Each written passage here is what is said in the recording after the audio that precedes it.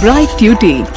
Every student matters. Moving ahead to the next part is the nature of sociology as a science. We have been talking about the scientific way of dealing with the sociology. We have been talking about the scientific aspect of the study of society. Now, how do you consider, or what is the nature of sociology as a science is what we will talk about here. So, sociology is defined as the scientific study of society and human behavior. This is something that we have talked about. In other words, sociology obviously then is a science. Now, in order to explain the nature of sociology as science, it is necessary to understand what is meant by science. So, starting with the meaning of sciences. Science is actually a systematized body of verified knowledge about reality obtained through the application or the use of scientific methods. So whatever it is a systematized body. I'm writing some keywords here. It is a systematized body wherein you are catering to only verified knowledge. What is the knowledge about? About reality that you have obtained through the application or the use of scientific methods only. So whatever things or whatever understanding that you have got about the society or about the reality based on this use of scientific methods and is verified knowledge structurally given is known as science. Now, it is cumulative, that is, it is built upon existing knowledge. Obviously, you have some kind of an existing knowledge and that is how you build upon those knowledge. That is how you go in depth of the understanding of that particular aspect. So, science deals with the empirical reality, that is the reality that can be observed through our senses. Very, very important. I can touch my cheek, so that I can feel that. So something that can be observed, that can have, that can be, I can smell, again, making use of my senses. Again, I can see some kind of a change happening, some kind of an evolution happening, some kind of a growth happening, be it in the society, be it in an individual in terms of the biological sphere. That is what I am witnessing through one of my senses and hence becomes a part of the empirical reality. The essential characteristic of science is the use of scientific method. Obviously, you will have to be catering to the use of scientific methods. The scientific method now is the systematic way of proceeding in understanding empirical reality and hence consists of various steps. So when you have a structure ready, when you have a research project wherein first you'll finalize the topic, then you'll finalize the subtopic, then maybe you'll finalize your inquiry question, then maybe you'll research about the background of the things, then you'll make a questionnaire and go on with the research. Exactly the way it is structured and systematized is what is expected from the scientific methods of inquiry. Now, herein the first step is the empirical observation or the collection of information on reality as it exists. So, how it exists, what is the empirical observation? The first observation that you are seeing is the first step of this empirical reality, followed by the organization and the interpretation of the information, how you interpret it, and with the final step that consists of drawing reliable and verifiable conclusions. So you have first the collection of the the collection of the data based on majorly observation, Then you have second thing of structuring it, or rather its interpretation in of the information, and hence finally all the conclusions involved. And in all these steps, rational and logical procedures are used. It is not something which is based on just the mere understanding of an individual. It has rational and logical reasons and methods behind it. An important aspect of scientific method is the theory or the master idea which guides the entire procedure. What is your master idea? What is the, what is the whole criteria? What is the whole thing that you want to experience, or rather dig deep upon? That is what is the one thing that keeps the scientific method growing. To sum up, a discipline or a study can be called science if it is empirical, theoretical, cumulative, and value neutral. Very, very interesting and very, very important for you to note. If it is empirical, if it is theoretical, it has some theoretical basis. It is cumulative, it can be come to a conclusion. It is value neutral, you do not have any kind of biases attached to it. That is when it can be called a science. Now talking about natural sciences and social sciences. Now, there are different types of sciences, broadly classified into two sciences. One is the natural sciences and the other one is the social sciences. Now, the natural science deals with the natural realities and the phenomena which are actually classified in the physical sciences and life sciences. Something that you are able to see and witness. Something like a growth of an animal or a plant or a human being. Something that you are witnessing by your own eyes is known as the natural sciences. So physical sciences deals with the realities that have no life. Moving to the next concept of natural sciences and social sciences. Now this has been classified in two types. One is the natural sciences and the other one is the social sciences. So the sciences has been classified in two types. Natural sciences deal with the natural realities and phenomena, and are further classified into two types, which is the physical sciences and the life sciences. Now, physical sciences majorly deal with the realities which have no life. Wherein when you talk about the natural sciences, the natural phenomena that are taking place, something that you are able to witness with your eyes. Herein it is done, which physical sciences, which is done in case of the realities which have no life. However, the life sciences on the other hand deal with living realities like plants and animals. Social sciences on the other hand deal with social realities or human social behavior, and hence sociology is a social science as well, because we deal with the human behavior, we deal with the social realities.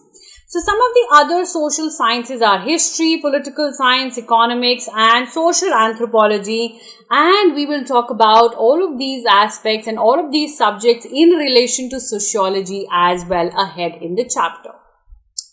So now natural sciences and social sciences are sciences because both use and follow the same scientific method. That is what we talked about before. It became a science because of the usage of the scientific method only. So you have these sciences, both of these sciences, because they use the same scientific method. But there are important differences between natural sciences and social sciences, including sociology. What is it? Let us just try and understand. In the first place, the subject matter of natural sciences is relatively static and unchanging. We saw that it is in terms of the things which have no life. Hence, static, something which is fixed and not changing, unchanging. Whereas the subject matter of social sciences, including sociology, is flexible and dynamic. It is flexible and dynamic, that it is ever changing in nature, and that is what is one of the major difference between the two types of sociology. Secondly, that the methodology in natural sciences is truly positivist and objective, and there is no room for subjectivity and biases. Whatever you are seeing, whatever you are witnessing is what you are writing or kind of concluding, and hence you have no scope of any of the biases there, and hence hence it is very positivist, very objective. But in social sciences, it is difficult to be completely objective and value free, because the scholar who studies the social reality is a part of the reality he studies. He will have his own biases to it. He will have his own interpretations to it. If I mix, let's say, water and water and oil, and if I say that one of these were floating on the top and the other was just at the bottom, this is something that I have observed. This is something exactly that I will write. However, if I see, let's say, two people fighting, and I am being the part of the same society again because I'm present in there, I will have my own biases of making others understand of the reason behind the fight, and also of who is right and who is wrong, because that will be the major basis of my understanding, and not just about what I have seen. There are several other social sciences as well, and it is not just this sociology which is a part of social sciences. Now, all the social sciences study about the human behavior and the human society. All of these social sciences have the aspect or have the main crux of studying about the human behavior and this human society. But each one of these have a distinctive perspective or orientation. You have a distinctive perspective, you have a different way of thinking, you have a different orientation. For example, history studies the past, economics study those human activities which deal with the production and distribution of goods and services, political science deals with power and authority, sociology has its distinctive perspective on orientation. Sometimes this is called the sociological imagination. So whatever the distinctive perspectives or orientations we have of sociology, or that sociology has, is known as the sociological imagination. So the sociological perspective looks at human being or human society and social relationships in themselves. So they talk about the human society, they take into consideration the social relationships within the human society, and hence consider social realities in so far as they are social.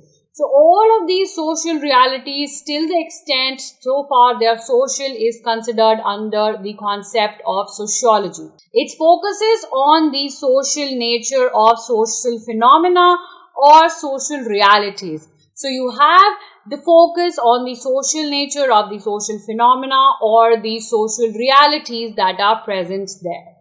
Thus, sociology looks at society or looks society and social relationships and tries to understand how they are formed and how human behavior is influenced by that. So how is the society, the social relationships formed, and how is the human behavior influenced by them is what makes the understanding of sociology for a lot of sociologists, or under the sociological perspective. In simple terms, if you want to understand sociological perspective, consists in looking at the relationships between the individuals and the wider society. So whatever kind of relationships that you have with your society, whatever kind of relationships that, however you mold your actions because of the society, in relation to the society, is what is being talked about in the sociological perspective. So that is what sums up the sociological perspective. Talking about sociology is a science wherein we talk about that sociology is some aspect which fulfills the requirements of the science. We have talked about the requirements of the science. Now, sociology is considered to be an aspect, it is considered to be a field of study, of knowledge that actually fulfills the requirements of the science, which makes use of the scientific methods in the understanding of the society and the social reality. You do take into consideration only and only the scientific methods. You do take into consideration only and only the perspective of the sociology, only and only the perspectives of the sciences in understanding the society. It makes use of scientific methods in understanding the society and the social realities. That is again something that we have talked about. Sociology is characterized by empiricism, theory, cumulative knowledge and value neutrality. Again something that we have discussed all of these. What are these? Moving ahead is the empirical, that what is empiricism? That means empiricism means understanding based on the experience. Whatever is the understanding that has been based on the experience, it comes under the part of empiricism.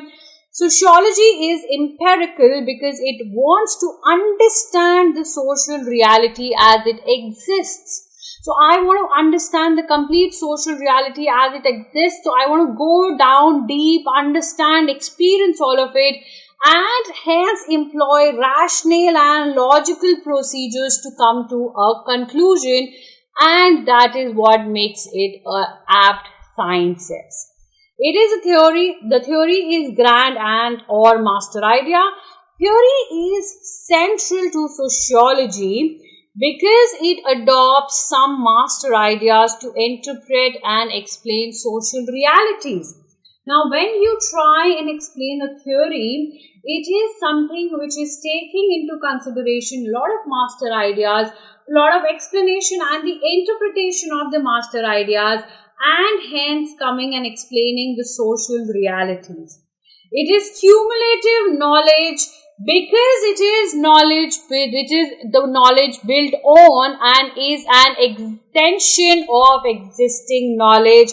Like we talked about, it is an extension of the existing knowledge. It is a knowledge that has been built on one concept, let's say A, and dig deeper and thought about and researched about, and that is how it becomes a cumulative knowledge. Sociology is cumulative because it depends or it builds on existing knowledge or about social realities. It is value neutral, means that values or ideas or biases or prejudices of scholars should not influence his conclusion. So like we were talking about, it is not that whoever is in that particular situation should have their own biases attached to it. No, they should be seeing that situation in a very, very neutral way, and hence have it, hence present their conclusions in a very neutral way.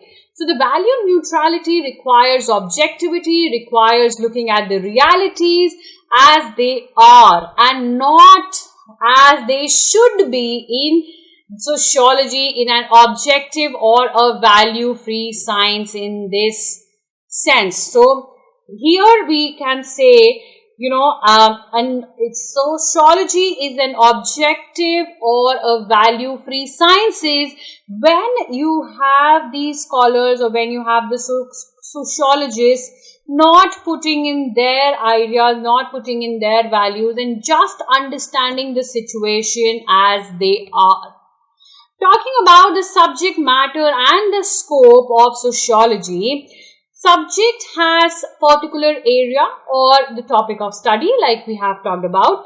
Such a topic of study is called the subject matter of that science. Hence, for sociology in general, it is the science of society. You're trying to understand society, you're trying to have, you're trying to dig deep in the society and talk about it, and hence it becomes the subject matter. Therefore, the subject matter of sociology is society or the social life as a whole, like I said right now. However, sociology does not deal with human society in a vague manner. It is not that you are just dealing in human society in a very vague manner. You're not considering it, you're dealing it with it in isolation. You're not considering the relationships, the interdependence, the whole ecosystem involved. And hence, it is the reason why sociology has a definite scope. And the term scope means the range or the extent. You do not have a vague manner of understanding. It is not something, two things. It is not something it is considered in isolation. You do check the interdependence of other aspects.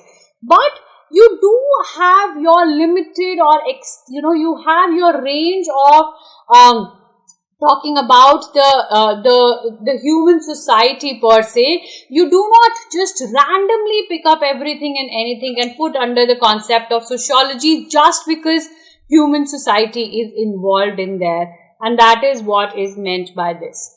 Thus, the scope of science means the range or the extent to which a science deals with the subject matter, and the scope of science indicates the boundaries or the limits of that science. Hence, sociology has distinctive subject matters and a definite scope. So, you have a distinctive subject matter, you can go to varied fields, but you have a definite scope. You know where your boundary as an expert in sociology would be and how you would be catering to the various, but on the other hand, how you would be catering to the various sociological aspects. Moving ahead, following are the various aspects of society that are the subject matter of sociology and falls within its scope as well. The first being the social organization. You have social organization, the term which refers to the interdependence, something that I was referring to, interdependence of different aspects of society such as groups, communities and collectivities, and hence can be studied as a part of sociology. It is the essential characteristics of all enduring social entities. All the existing social entities that are there becomes an essential part of it. Moving to the second aspect of social structure. Now, social structure refers to the pattern of interrelations between the individuals. It is a complex society or it is the complex of institutions, groups, arrangements and relating to the status and power, and hence majorly hierarchical or vertical sense of power and status that is being talked about here. In every society, community or groups, there is such a pattern or arrangement, and such pattern or arrangements is known as the social structures. And hence, the study of the social structure becomes a very, very major aspect of the study of sociology.